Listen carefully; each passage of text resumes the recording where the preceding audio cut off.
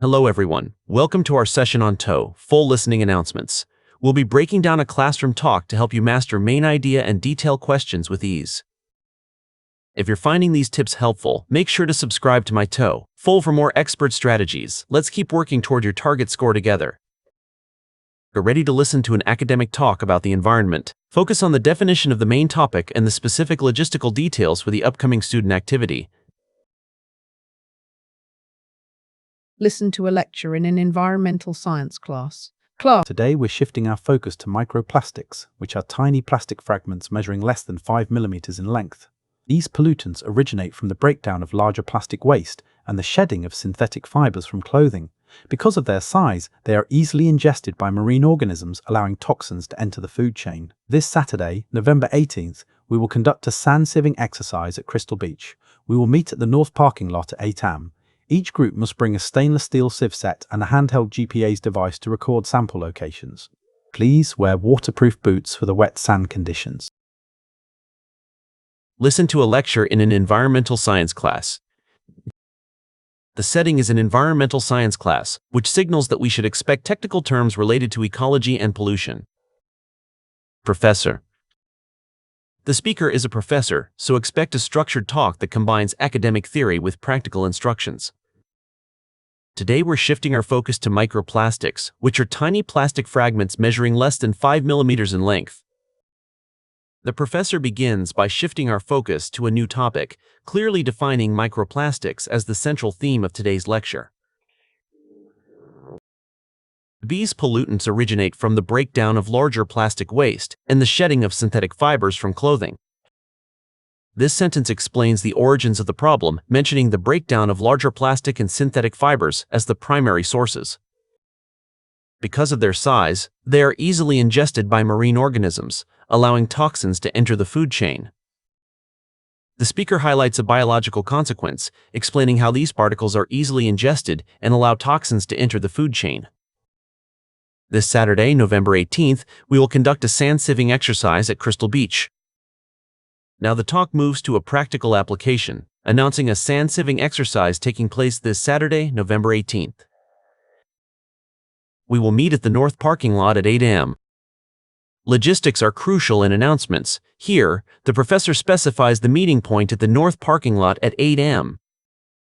Each group must bring a stainless steel sieve set and a handheld GPS device to record sample locations.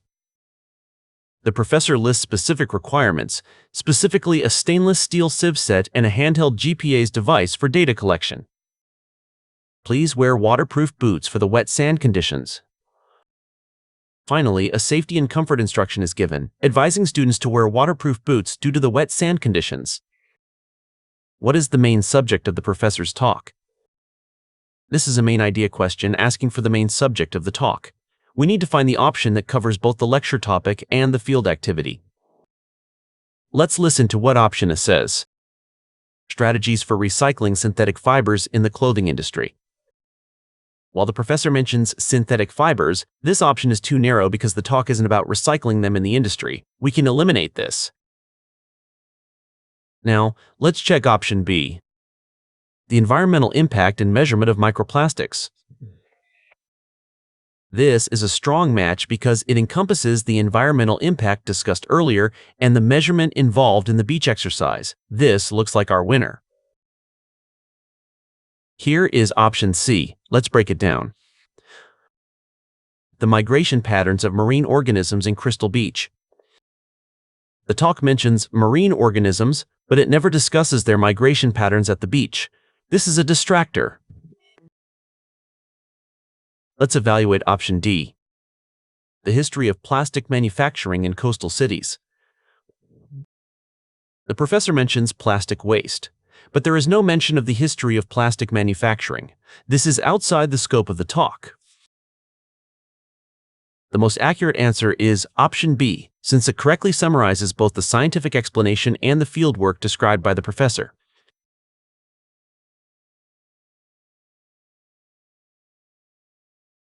What are the students required to do on Saturday morning? This question focuses on a specific detail regarding what students are required to do during their Saturday trip. We need to recall the specific tasks mentioned. Let's see what option it suggests. Collect large pieces of plastic waste from the shoreline. The students are looking for microplastics, not large pieces of plastic waste, so this option misrepresents the sand sieving task. Now, let's look at option B. Present their findings to the north parking lot staff. The north parking lot is just the meeting spot. The professor never says they must present their findings to the staff there. Here is option C. Let's break it down. Use GPS devices to mark where they collect sand samples.